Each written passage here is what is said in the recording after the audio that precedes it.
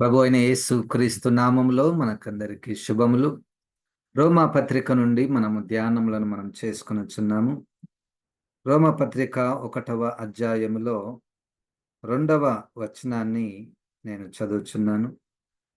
రోమా పత్రిక 1:2 దేవుని సువార్త నిమిత్తము ప్రత్యేకింపబడిన వాడునైన పౌలు రోమాలో ఉన్న దేవుని ప్రియులందరికీ అనగా పరిశుద్ధులుగా ఉండుటకు పిలువబడిన వారికందరికీ శుభమని చెప్పి, పరిశుద్ధులుగా ఉండుటకు పిలువబడినటువంటి వారు, దేవుడు పిలిచాడు. ఎవరినైతే పిలిచాడో వారిని నీతిమంతులుగా చేశాడు. ఎవరినైతే నీతిమంతులుగా చేశాడో వారిని పరిశుద్ధపరిచాడు. ఎవరిని పరిశుద్ధపరిచాడో వారిని మహిమపరిచాడు. దేవునికి స్తోత్రం. క్రైస్తవులంగా పిలువబడుతున్నటువంటి మనము ఒక పడవలో ప్రయాణం చేస్తున్నాం. ఆ పడవ పరచబడుతున్నాం అనే దానికి ఒక గుర్తుగా, ఇది అంతం వరకు కొనసాగేటటువంటి కార్యముగా మనం గుర్తిస్తున్నాం. ఒకసారి నీతిమంతులుగా చేయబడినటువంటి వారు, క్రీస్తును సొంత రక్షకునిగా అంగీకరించినటువంటి వారు, మనము ప్రతిరోజు కూడా పరిశుద్ధపరచబడము. ఇంతకుముందు ఎవరో ప్రార్థనలో ఈ ప్రార్థన చేశారు. దేవా, నువ్వు పరిశుద్ధుడవు కనుక మేము కూడా పరిశుద్ధముగా ఉండాలి. అది 1 పేతురు 2:14లో మనం చూస్తాం. 1:14. సరే, రోమా పత్రికలో పరిశుద్ధపరచబడుట అనేటువంటి ప్రక్రియలో పౌలు గారు సంఘాన్ని ప్రోత్సహిస్తున్నాడు. ఈ విధముగా మనము చేస్తే మనము పరిశుద్ధపరచబడతాము. మనము పరిశుద్ధులుగా ఉండుటకే దేవుడు మనల్ని పిలిచాడు. రోమపత్రిక 6వ అధ్యాయంలో నిన్నటి దినమున మనము క్రీస్తు యేసు మరణములోనికి బాప్తిస్మము పొందుట అన్నటువంటి మాటలను మనం చూస్తున్నాం. మీరు ఎరుగరా ఎలాగు పాపములో జీవించుదుము. ఈ 6వ అధ్యాయం అంతా కూడా పాపము నుండి క్రైస్తవులు ఏ విధంగా బయటపడాలి, పాపము అన్నటువంటి దాన్ని పౌలు గారు ఒక నియమము శరీరములో ఉన్నటువంటి ఒక లా, అది ఒక స్లేవరీ, బానిసత్వము. మనమందరము దాని గుండానే వెళ్తున్నాం. 7వ అధ్యాయంలో అపోస్తలుడైనటువంటి పౌలు గారు తన వ్యక్తిగత జీవితములో కూడా రక్షించబడి బాప్తిసం పొంది పరిచర్యలో ఎదుగుతున్నటువంటి వ్యక్తి తన శరీరంలో ఉన్నటువంటి ఆ నియమమును, ఆ పాప నియమము నుండి ఎవరు నన్ను విడిపించగలరు అంటే, క్రీస్తును అంగీకరించినటువంటి మనకు ఒక మనస్సాక్షి, క్రొత్త మనస్సాక్షి, నూతనమైనటువంటి మనస్సాక్షి ఏంటంటే, నేను పరిశుద్ధంగా ఉండాలి. ఇక ఏ కారణాల చేత కూడా పర్వాలేదులే, లేకపోతే దేవుడు కృప చూపిస్తాడులే, దేవుడు క్షమిస్తాడులే, మన మనకేడ చేత అవుతుంది పరిశుద్ధంగా ఉండడానికి, లేకపోతే కొన్ని తప్పుడు బోధలు, శరీరంతో చేసినటువంటి పాపములను దేవుడు లెక్కబెట్టాడు, ఎందుకంటే ఆత్మనే కదా రక్షించబడేది అన్నటువంటివి ఏవి కూడా పనిచేయవు. వేటి మీద కూడా నిజముగా క్రీస్తును అంగీకరించినటువంటి వారు ఎప్పుడు కూడా పరిశుద్ధపరచబడాలి. నేను పరిశుద్ధంగా ఉండాలి. నా తలంపులలో కూడా నేను తప్పిపోకూడదు. హల్లెలూయా! నిజంగా మనము వింటున్నటువంటి మీరు ఎవరిని మర్డర్ చేసేటటువంటిది లేదు, లేకపోతే పెద్ద పెద్ద దొంగతనాలు చేసేటటువంటిది ఏం లేదు. మనమేం పెద్ద పెద్ద తప్పులు, పాపాలేం చెయ్యము. కానీ ఆ తీర్పులో హృదయాంతరంగ రహస్యములు, ఆలోచనలను లెక్కపెట్టే దేవుడు మన దేవుడు. హల్లెలూయా! భూ ప్రపంచములో, చరిత్రలో ఏ న్యాయస్థానము మనిషి యొక్క తలంపులను లెక్కబెట్టడానికి చేత కాదు. దానికి ఆ శక్తి లేదు. గనుక ఇప్పుడు మన దేవుడు అట్టి ఆలోచనలు కూడా తీర్పులోనికి తీసుకొని వస్తాడు కాబట్టి, పరిశుద్ధత అంతరంగములో అందుకనే 51వ కీర్తనలో మనం చూస్తాం. ప్రభా అంతరంగములో నువ్వు సత్యమును కోరుచున్నావు. దేవునికి స్తోత్రం. గనక మొత్తానికి మనము పరిశుద్ధపరచబడుట, దానిలో ఒక భాగం ఏమిటంటే, క్రీస్తు యేసు మరణములోనికి బాప్తిస్మము పొందుట.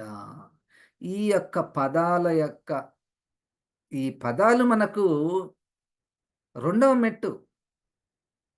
మొదటి మెట్టు బాప్తిస్మం గురించి మనకు బాగా తెలుసు. కానీ రెండవ మెట్టులో ఇంకొక బాప్తిస్మం మనకు కనపడుతుంది. అది క్రీస్తు యేసు మరణములోనికి బాప్తిస్మము పొందుట. అసలు ఎందుకు కావాలి సార్ ఈ బాప్తిస్మము? అది మాకేం అర్థం కావడం లేదు. అవసరమా?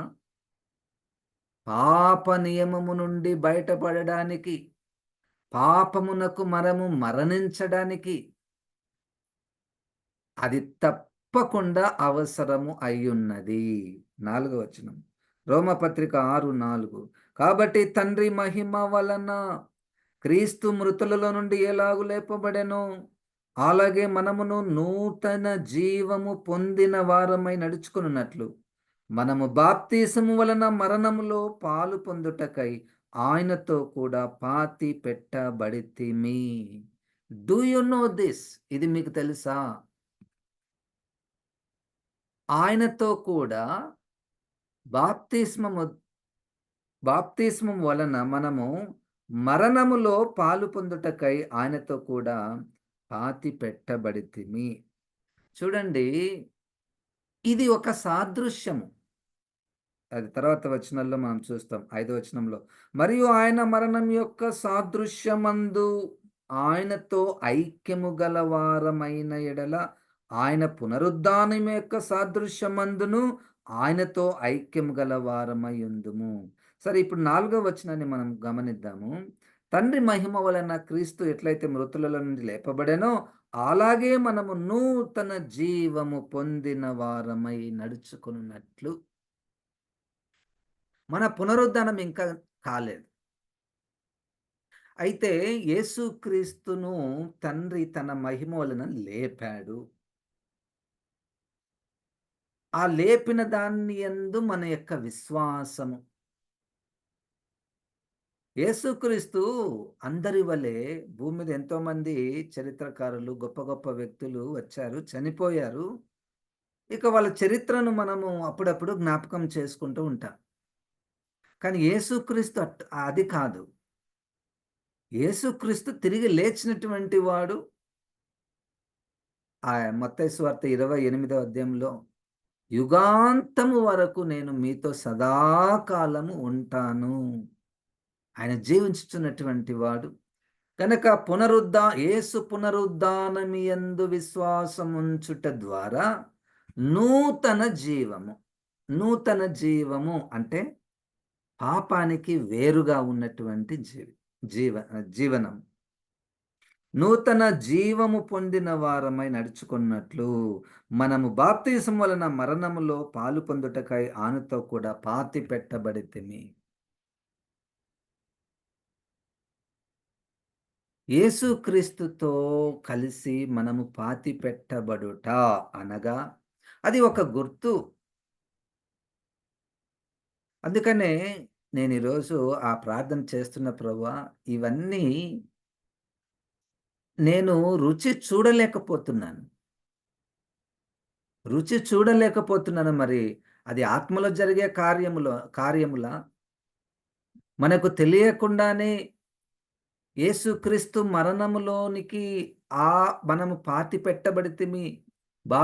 ఆయన మరణంలోనికి బాప్తిసం పొందుతిమి. ఎందుకు అంటే, పాపము నుండి దూరం కావడానికి, పాపమునకు మరణించడానికి, నూతన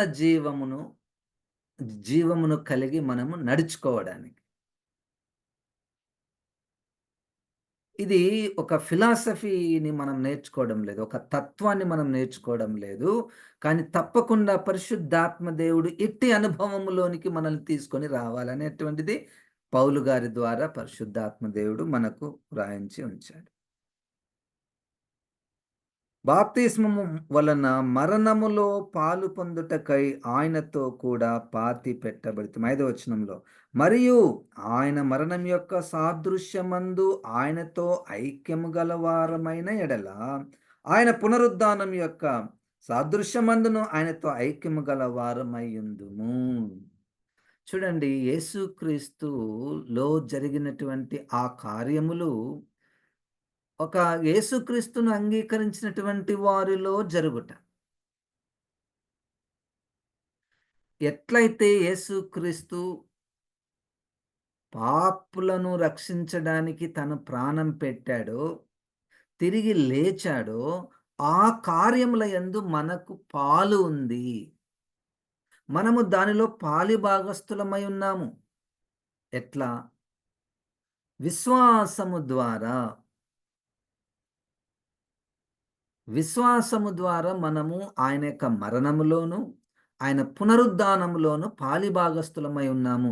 వాటి యందు నమ్మిక ఉంచుట ద్వారా. యేసుక్రీస్తు తిరిగి ఒక్కసారే మృతి పొందెను. తర్వాత వచనంలో, 6వ వచనంలో, ఏమనగా మనమింకను పాపమునకు దాసులము కాకుండుటకు. చూడండి, 6వ అధ్యాయం అంతా కూడా పాపమునకు మరణించుటకు, పాపమునకు దాసులుగా ఉండకుండుటకు. అంటే దీని అర్థం ఏందంటే, మనం పరిశుద్ధంగా జీవించుటకు, పరిశుద్ధులుగా ఉండుటకు పిలువబడినటువంటి వారికి. 6వ వచనము, రోమాపత్రిక 6వ అధ్యాయము 6వ వచనం. ఏమనగా మనమికను పాపమునకు దాసులము కాకుండుటకు పాప శరీరము నిరర్ధకమగునట్లు మన ప్రాచీన స్వభావము ఆయనతో కూడా సిలువ వేయబడెనని ఎరుగుదుము. ఎరుగుదుము. వి నో ఇట్ అని ఆ పౌలు గారు ఆ సంఘస్థులతో చెప్తున్నాడు. మరి మన సంగతి మీకు మీకు మీరు ఈ విషయం మీకు తెలుసా?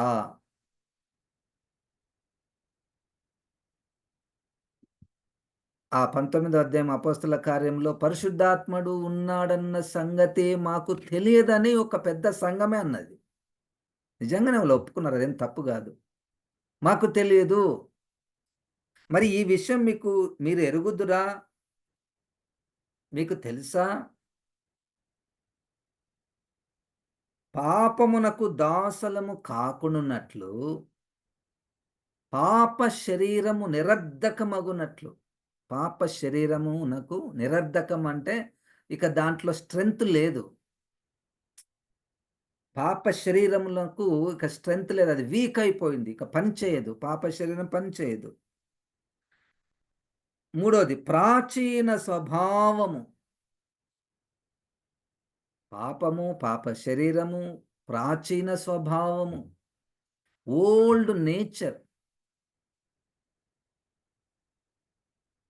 ఆయనతో కూడా సిలువ వేయబడెనని ఎరుగుదుము. సిలువ వేయబడెను అంటే మరణించెను. పాపం మరణించింది. పాప శరీరము మరణించింది. ప్రాచీన స్వభావము మరణించింది. ఎట్లా మరణించాయి ఇవి నా జీవితంలో అంటే, ఆయన మరణములోనికి నేను బాప్తిస్మము పొందుట ద్వారా. ఇక వేరే ఆలోచించకండి, ఇది ఎక్కడ తీసుకోవాలి బాప్తిస్మము? కాదు. ఇది మనలో అంతరంగములో యేసు మరణ పునరుద్ధానాల యందు విశ్వాసముంచుట ద్వారా, వాటి ద్వారా ముంచబడుట ద్వారా. పరిశుద్ధాత్మ దేవుడు మన పాప శరీరము నుండి, ప్రాచీన స్వభావము నుండి మనల్ని విడుదల చేస్తాడు. మనం సిలువ వేయబడ్డాము. క్రీస్తుతో కూడా సిలువ వేయబడిన బడిదమన్ బ బడా బడినామని మనము ఎరుగుదుము. 6వ వచనం మరలా చదువుతున్నాను. చదువుచుండగా పరిశుద్ధాత్మ దేవుడు ఈ మాటలలో ఉన్నటువంటి జీవము, వెలుగు మనలో మన మీద ప్రకాశింప చేయునుగాక. ఏమనగా మనమికను పాపమునకు దాసులము కాకుండుటకు పాప శరీరము నిరర్ధకమగునట్లు ప్రాచీన స్వభావము కొట్టివేయబడినట్లు ఆయనతో కూడా సిలువ వేయ ఆయనతో కూడా సిలువ వేయబడినని మన ప్రాచీన స్వభావం ఆయనతో కూడా సిలువ వేయబడినని మనకు తెలుసు. 7వ వచనం. చనిపోయిన వాడు పాప విముక్తుడని తీర్పు పొందియున్నాడు. చనిపోయిన వాడు పాప విముక్తుడని తీర్పు పొందియున్నాడు.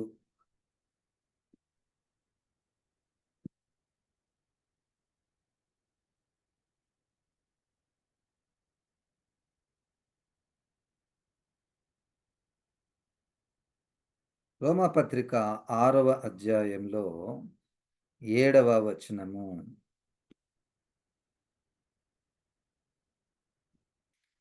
ఇంగ్లీష్‌లో బావుంటది.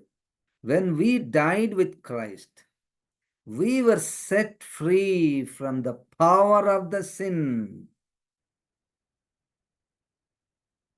When we died with Christ, along with Christ, when we consider ourselves that we were died along with Christ, then we are set free from the power of the sin. ఇది చాలా ముఖ్యము. పవర్ ఆఫ్ ద సిన్, పాప శక్తి. దాన్ని తెలుగులో పాప నియమము. ఒక శక్తి ఉన్నది శరీరములో. ప్రతి మనిషి శరీరములో ఒక శక్తి ఉన్నది. ఆ శక్తి ద్వారానే మనం పాపాలు చేస్తాము. పాపమునకు ఆకర్షితులం అవుతాము. బయట నుంచి వచ్చినటువంటిది కాదిది. ఇది లోపల మనిషి పుట్టుకతోనే ఆదాము సంతతిలోనే ఉన్నటువంటి పాపశక్తి ఉన్నది. ఈ పాపశక్తికి తోడు ఇంకొకటి ధర్మశాస్త్రం తోడైంది. ఇప్పుడు ధర్మశాస్త్రం ఎటువంటిదంటే మనలో పాపం ఉంది అని చూపిస్తది. ధర్మశాస్త్రము లేకపోతే పాపము లేకపోవుననే మాట ఉంటది. అది ఇంకా ఈ పాప నియమాన్ని రేపుతది. గనుక 7వ వచనంలో చనిపోయిన వాడు పాప విముక్తుడని తీర్పు పొందియున్నాడు. చనిపోయిన వాడు క్రీస్తుతో చనిపోయినవాడు. దేవునికి స్తోత్రం, హల్లెలూయా. క్రీస్తు మరణములోనికి చనిపోయినవాడు. క్రీస్తుతో కూడా మనము సిలువ వేయబడితిమి. ఈ మాటలలో ఉన్నటువంటి జీవము మన యొక్క మనస్సులకు, మన యొక్క హృదయముల మీద పరిశుద్ధాత్మ దేవుడు రాస్తే పాప విముక్తులము, పాపానికి దాసులము కాము. ప్రాచీన స్వభావము సిలువకు కొట్టి వేయబడినది.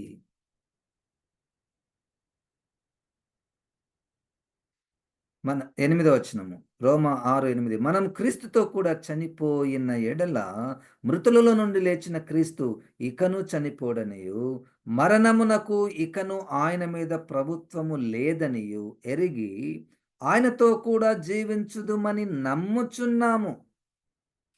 See, these are all things to be taken place in the pondering, in the area of meditation.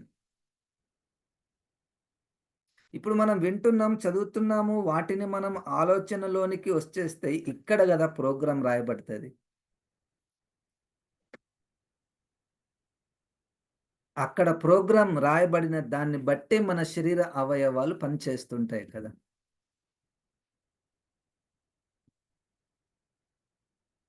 మనము క్రీస్తుతో కూడా చనిపోయిన ఎడల ఆయనతో కూడా జీవించుదుమని మనము నమ్ముచున్నాము. ఫెయిత్. చూడండి, మృతుల నుండి లేచిన క్రీస్తు ఇకను చనిపోడనియు, మరణమునకు ఇకను ఆయన మీద ప్రభుత్వము లేదు. ఒకవైపు క్రీస్తులో జరుగుతున్నటువంటి కార్యాలను వివరిస్తూ అదే కార్యాలు మన జీవితంలో కూడా జరుగుతాయి. ఇది పరిశుద్ధాత్మ దేవుని యొక్క ప్రణాళిక.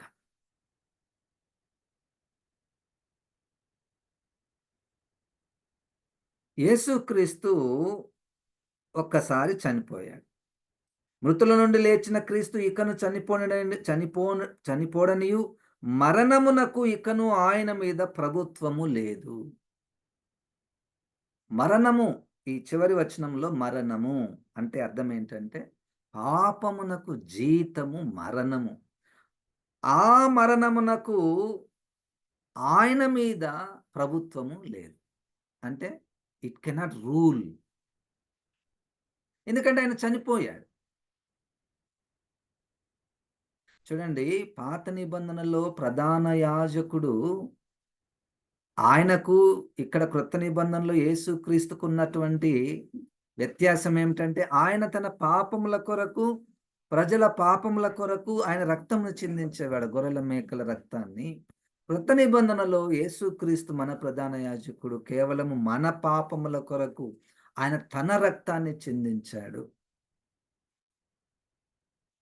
గలతీలకు రాసినటువంటి పత్రిక ప్రకారం మన పాపమంతా కూడా ఆయన మీద మోపబడింది. ఈ విషయం మీరు కరెక్ట్‌గా అర్థం చేసుకోండి. ఏ దేవుడు యేసుక్రీస్తుని చూచినప్పుడు ఆయనకు పాపం కనపడుతుంది యేసుక్రీస్తు మీద. యేసుక్రీస్తు మీద పాపం కనపడుతుంది. ఆయన చేసిన పాపం కాదిది. మానవ జాతి చేసినటువంటి పాపము ఆయన మీద అగుపడుచున్నది. గనక ఆయన శాపగ్రస్తుడు. సిలువ మీద వేలాడబడిన వాడు శాపగ్రస్తుడు. మన శాపము, మన మీదకి రావాల్సినటువంటి ఉగ్రత అంతా కూడా ఆయన మీద మోపబడింది. ఆయన మరణించాడు. పాపమునకు మరణించాడు. మన పాపం కొరకు ఆయన మరణించాడు. ఇక మరణమునకు ఆయన మీద ప్రభుత్వము లేదు. ఆయనలో ఏం జరిగిందో మనలో కూడా అదే జరుగుతుంది. పాపమునకు జీతము మరణము. ఆ మరణమునకు, ఆ పాపానికి, ఆ ప్రాచీన స్వభావానికి, ఆ పాప శరీరానికి మన మీద ప్రభుత్వము లేదు. అది మనల్ని రూల్ చేయదు.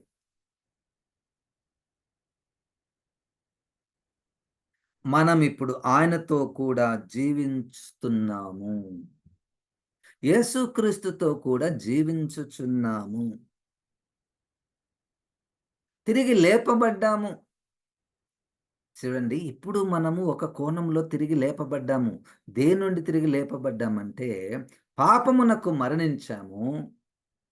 యేసుక్రీస్తు ఎట్లయితే తిరిగి లేచాడో మనము కూడా ఇప్పుడు నూతన జీవము, నవీన స్వభావము, దీన్ని మనము తిరిగి జీవిస్తున్నాము మనము అంటున్నాం. మొత్తానికి క్రైస్తవులు పరిశుద్ధులుగా ఉండుటకు పిలువబడినటువంటి వారు. పరిశుద్ధులుగా ఉండుటకు పిలువబడినటువంటి వారికి పరిశుద్ధాత్మ దేవుడు క్రీస్తును ముందుకు తీసుకొని వచ్చి, అయ్యా మీరు పరిశుద్ధంగా ఉండాలంటే ఇక్కడ ఒక క్రీస్తు ఉన్నాడు. ఆయనలో జరిగినటువంటి కార్యాలన్నీ కూడా మీలో కూడా జరుగుతాయి. పరిశుద్ధంగా ఉండడానికి ఇది శరీరాన్ని కడుక్కోవడం కాదు గదా! ప్రపంచంలో ఒక పరిశుభ్రపరిచే మార్గాలున్నాయి గానీ, పరిశుద్ధపరిచే పరుస్తాయన్నటువంటి మార్గాలు కూడా ఉన్నాయి కానీ, ఇదొక విచిత్రమైనటువంటి సందేశము, సత్యము. యేసుక్రీస్తులో జరిగినటువంటి కార్యాలను నమ్ముట ద్వారా, వాటి యందు విశ్వాసముంచుట ద్వారానే మనము పరిశుద్ధపరచబడుతాము. అనగా పాపమునకు మరణిస్తాము. అనగా పాప శరీరము నుండి మనము విముక్తులమవుతాము. అనగా ప్రాచీన స్వభావము నుండి మనల్ని విముక్తులమవుతాము. అనగా ఇక మీదట పాపము మనల్ని ప్రభుత్వము చెయ్యదు.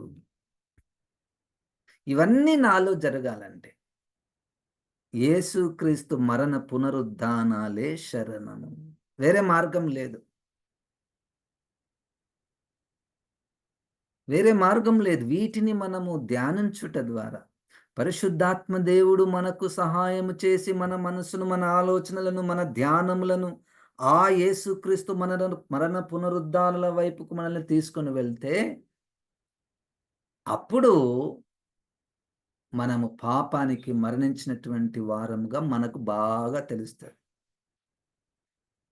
ఎందుకు? ఇట్టి అనుభవము ఆ రోమాలో ఉన్నటువంటి క్రైస్తవులకు గుర్తు చేస్తున్నాడు పౌలు గారు. మనం ఎరుగుదుము గదా! మనకు తెలుసు గదా!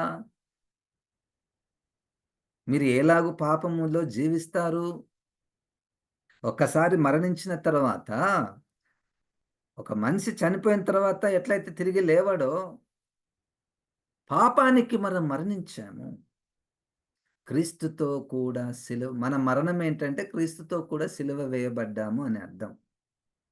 దాన్నే మనం ఇంకొక భాషలో బాప్తిస్మం అని అంటున్నాం. ఇట్టి బాప్తిస్మము మాత్రమే మనల్ని పాపము నుంచి విడుదల చేయగలదు గాని, ఏదో ఒక సాక్రమెంట్ ప్రతి వారము, ప్రతి నెల ఈస్టర్ రోజు మా సంఘంలో బాప్తిస్మాలుంటాయి. రండి, సిద్ధపడండి, తీసుకోండి. ఈ సిద్ధపాటుతో కలిసి దాని వైపుకు వెళ్తే బాగుంటది. అది వాక్యానుసారం. లేదు దాన్ని ఒక ఆచారముగా మాత్రమే మనము కలిగి, నేను బాప్తిసం పొందినాను కాబట్టి నేను ఎట్లా పరలోకం పోతాము అని అనుకోవడము వాక్యానుసారమైనటువంటిది కాదు.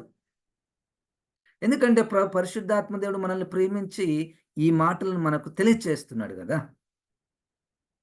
ఈ మాటలను మనం తెలియచేస్తున్నాడు. మొదటి పేతురు పత్రికలో 3వ అధ్యాయంలో ఆ నోవాహు గారు తన కుటుంబము నీటి ద్వారా రక్షించబడిరి అని చెప్తూ, శరీర మాలిన్యము తీసివేయుట కాదు. నీళ్ళ ద్వారా కడుగుకుంటే మన పాపాలు పోవు. మన పాపము నుంచి మనం విముక్తులం కావాలంటే, యేసు మరణ పునరుద్ధానాల యందు మనము విశ్వసించుట, దానిలో పాలిభాగస్తులుగా అవుట, నేను కూడా ఆయనతో కూడా సిలువ వేయబడ్డాను. చూడండి, ఇదొక బాప్తిసం. రక్షణ పొందిన తర్వాత పాప క్షమాపణ నిమిత్తము మనము ఒక బాప్తిసం తీసుకున్నాం. ఇది రెండవ బాప్తిసం. మూడో బాప్తిసం ఉంది. అది క్రీస్తు కొరకు పరిచర్యలో శ్రమలు పొందుట అదొక బాప్తిస్మం. అది యేసుక్రీస్తే చెప్తాడు. నేను పొందిన బాప్తిస్మము మీరు పొందగలరా? నేను తీసుకుంటున్నటువంటి బాప్తిస్మం మీరు తీసుకోగలరా? పరిశుద్ధాత్మ దేవుడు మనల్ని సర్వసత్యంలోనికి నడిపించునుగాక. వాక్యమైన దేవా, పరిశుద్ధాత్మ దేవా, ఈ మాటలలో ఉన్నటువంటి జీవాన్ని, వెలుగును ప్రభా అందరిలో ఫలింపచేయమని యేసు నామమున ప్రార్థిస్తున్నాము తండ్రి.